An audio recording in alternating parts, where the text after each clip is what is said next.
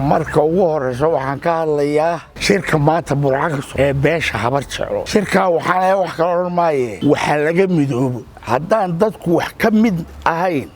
waxba ma gaari karo wax haddaan wax laga midaysnay burbur baa ka yimaada burbur metal ururka SRM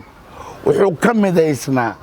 afweynaha ridno ciladina dib bayna kaga soo baxday markuu ninkii dhacay ilaa yooman haadana waa waxa la isku jiidanayo taa intaas kaga baxay waxa laga midoobo waxaan ku tala bixin lahaa maanta marka loo baahan yahay inuu ka midoobo waxa weeye difaaca dalkuna waa laba oo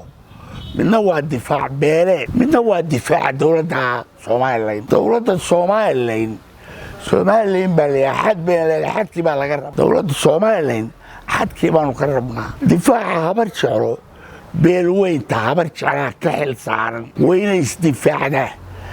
9 bilood bay nabad doonaysaa oo geed dheer iyo geed gaaban ba u fuushay oo laga iibsan waayay maanta waynay ka midowdaa difaaca nafteeda iyo maalkeeda iyo dalka Somaliland marka aan dalka leeyahay waa Somaliland habar jeclaa taasaan leeyahay dhulbaante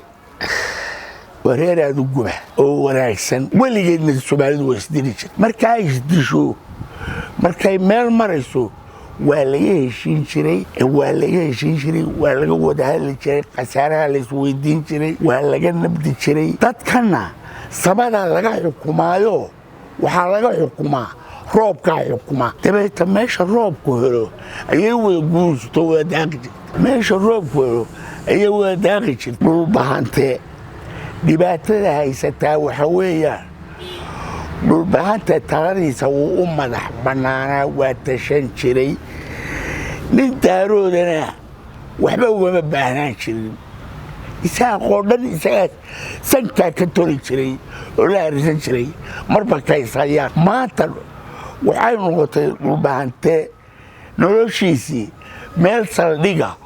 oo siyaasadda daaroodyada lagu ilaaliyo markii taasu timi siyaasadiisii baa gacantiisii ka baxday oo dalkii dhulbahante wuxuu noqday dal daarood bilmetel nimanka dhulbahante Puntland iyo Soomaaliya iyo meesha la yiraahdo Kenya iyo Jigjiga laga xukumaa talada laas caano taala iyo talada dhulbahante dhex taala afartaasay ka timaada dhulbahante tala ka timaadaaba ma jirto dhulbahante tala ka timaada ma jirto ilaa iyo dhulbahanta taladiisii dib u mideeyo oo uu helana wax hagaagaya ma jiraan talada dhulbahanta waa tiri jaamac kadiya dawaa la dilay talada jaamac kadiya u dilay waa tiri wax alla wixii naag la kala qabo ee isaaq iyo dhulbahanta qabana wixii hore waa xaraan garaad baa yidhi nin garaad sheeganaya yaa yidhi dee waxaa suma taasaa dhaqan dhulbahanta maaha dhaqankii dhulbahante maaha dhaqankii dhulbahante ceel buu ku dhacay ceelkaasaa looga soo saarana waa adag tahay iminka matala 4 meeloodaan sheegay 4 xildhibaaniya wasiiray ku leeyihiin xildhibaanada iyo wasiiradaas qolo qura iyo Soomaaliya intaba ku leeyihiin qolo qura doonaysaa inay tala dhulbahante ka dhigto xildhibaanada ay haystaan ma jirto qololaba ay ku muraystay doonaysa war taladii dhulbahante meel dheer bay ku dhacday marka waxaa la habar jeclo dhulbahante taladiisa ceel dheer bay ku jirtaa wax ka soo dawliyo u baahan ka soo dawlin dhulbahanta la isla doono dhulbahanta waasaya ma heshiin karo yaa isaga heshiisu baahan inaguna aan iska difaaco oo ragga hore waxay oran jireen dhulbahante intuu nabad kugu yeelo colaad kuguma yeelo dhulbahante colaadda waxbay nagu yeeli maaye nabaddu wax weeyaa nabadiina ka burburta oo inaga faa'iideysan jiray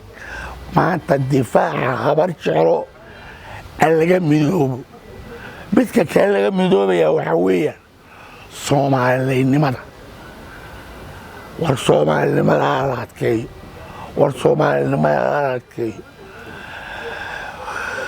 wuxuu yidhi may carartaaba cagalae war maymanka siyaasiyiinta habar jeclo siyaasiyiinta isaga ugu firinfircoon ee carabka lagu wada haya waa rag bartira maxaynu runta isugu sheegi weyne waa rag bartiro oo dhaleeyaa sida kaalka lagu sheegayo ogaadeen waa rag bartiraa yaa maanta ninkii muuse aynu ku bedelahayn aan diyaarsano dee oo aan doonno laakiin maanta ninkii lagu bedelaa lama hayo reer hayaa ma jiro ninka aynu ku bedelahayn aan u doonno